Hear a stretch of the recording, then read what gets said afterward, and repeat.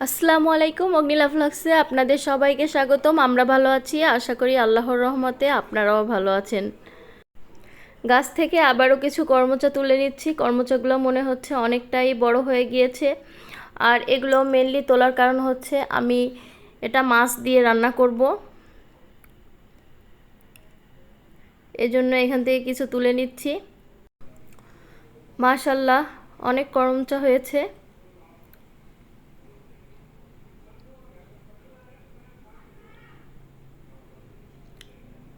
আমি আগে জানতাম না যে এটা মাছ দিয়ে রান্না করা যায়। অগ্নিলার আব্বু বলছে এটা মাছ দিয়ে রান্না করো, মাছের তরকারির ভিতর দিয়ে দাও, খেতে টক টক হবে, অনেকটা ভালো লাগবে। তো আমি আজ এটা ট্রাই করব।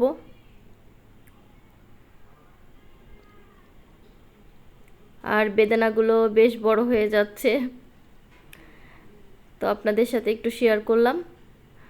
আজ আমি রংপুরের একটা ঐতিহ্যবাহী রান্না করব, সেটা হচ্ছে শুল্কা রান্না। শুল্কা রান্না করতে অনেক ধরনের শাক লাগে, এজন্য আমি এখান থেকে নিয়ে নিচ্ছি লাউ পাতা।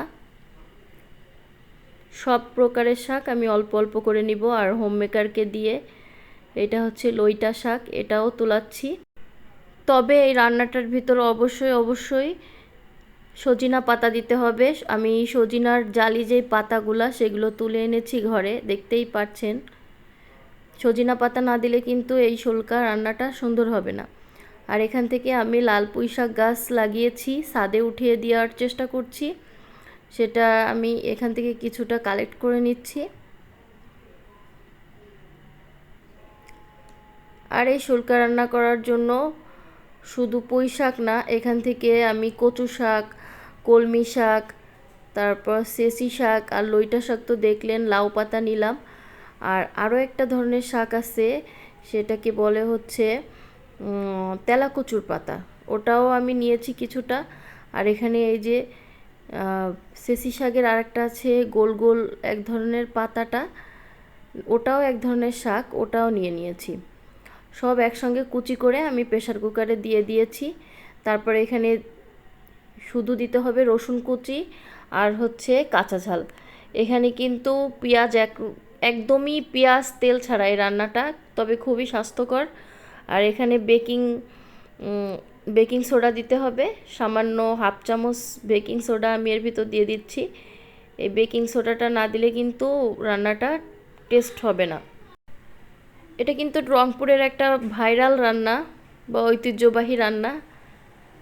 তারপর এখানে সামান্য একটু আদা আর রসুন বাটা দিতে হবে।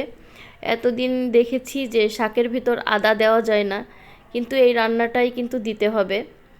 আর এখানে কিন্তু কোনো প্রকার পেঁয়াজ, জিরা গুঁড়া, ধনিয়া গুঁড়া এবং তেল ইউজ করাই যাবে না। এটা পুরো পানি দিয়ে এভাবে রান্না করতে হবে। তারপর আদা রসুন বাটাটা আমি দিয়ে এভাবে রান্না করে নিচ্ছি। আর এখানে যত রসুন দেওয়া যাবে তত টেস্টটা বাড়বে, আর কাঁচা ঝালের পরিমাণটাও বাড়িয়ে দিলে আরও টেস্ট লাগে। যে যেমন ঝাল পছন্দ করে সেরকম বাড়িয়ে কমিয়ে দিতে পারে। আর এই রান্নাটা অনেক পুষ্টি, কারণ যেহেতু অনেক ধরনের শাক গিয়েছে। আর স্বাস্থ্যসম্মত এই কারণে যে এটা কিন্তু একটা ফোঁটা তেলও যায়নি এই রান্নাটার ভেতর। তারপর লেবু দিয়ে এইভাবে পরিবেশন করেছি, দেখতেই পারছেন। তবে আমি খেয়েছি, মাশাল্লাহ আলহামদুলিল্লাহ, যে তেল ছাড়া শাক রান্না করলে এতটা টেস্ট হয়, তেল পেঁয়াজ ছাড়া এই প্রথম দেখলাম। তো এই রান্নাটা অবশ্যই আপনারা বাসায় ট্রাই করবেন। কিছু জিরা এনেছিলাম, জিরাগুলো ভেজে রেখে দিচ্ছি। ব্লেন্ডারে ব্লেন্ড করব, একসঙ্গে ভেজে ব্লেন্ডারে ব্লেন্ড করে রেখে দিলে অনেক দিনই প্রায় চলে যাবে। আর যে কোনো তরকারি রান্নার শেষে যদি এই ভাজা জিরার গুঁড়াটা অল্প একটু দেওয়া হয় তাহলে কিন্তু টেস্টটা বেড়ে যায়। আমাদের কিন্তু প্রতিটা মানুষেরই সামুদ্রিক মাছ খাওয়া উচিত, এজন্য আমি আজ সামুদ্রিক মাছ এনেছিলাম। তো আজ আমি বেগুন দিয়ে সামুদ্রিক মাছটা এভাবে রান্না করেছি। আর এটার ভিতর কিন্তু আমি ওই যে দেখতে পাচ্ছেন আমি যেই গাছ থেকে কর্মচা তুলেছিলাম সেইটার 4-5টা কর্মচা দিয়ে দিয়েছি।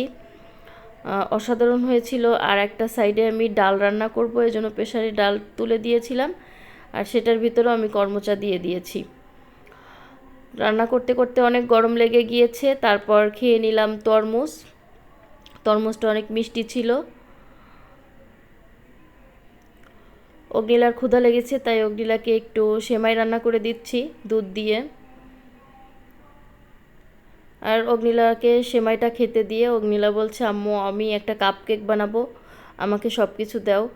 তো ও জানে কেক কীভাবে বানাতে হয়, সব উপকরণ অগ্নিলাকে আমি দিলাম। তারপর অগ্নিলা কেক বানানো শুরু করে দিয়েছে। শুরু করে আপনাদের জাস্ট কাপ কেক বানানোর জন্য অন্য কোনো কিছুই লাগবে না। যেসব উপকরণ দিয়ে কেক বানাবেন সেই সব উপকরণ দিয়েই কাপের ভিতর এভাবে বসিয়ে দিলে হয়ে যাবে কাপ কেক। আপনারা এটা ওভেনেও দিতে পারেন, চুলায়ও দিতে পারেন, সেটা আপনাদের নিজেদের ইচ্ছা।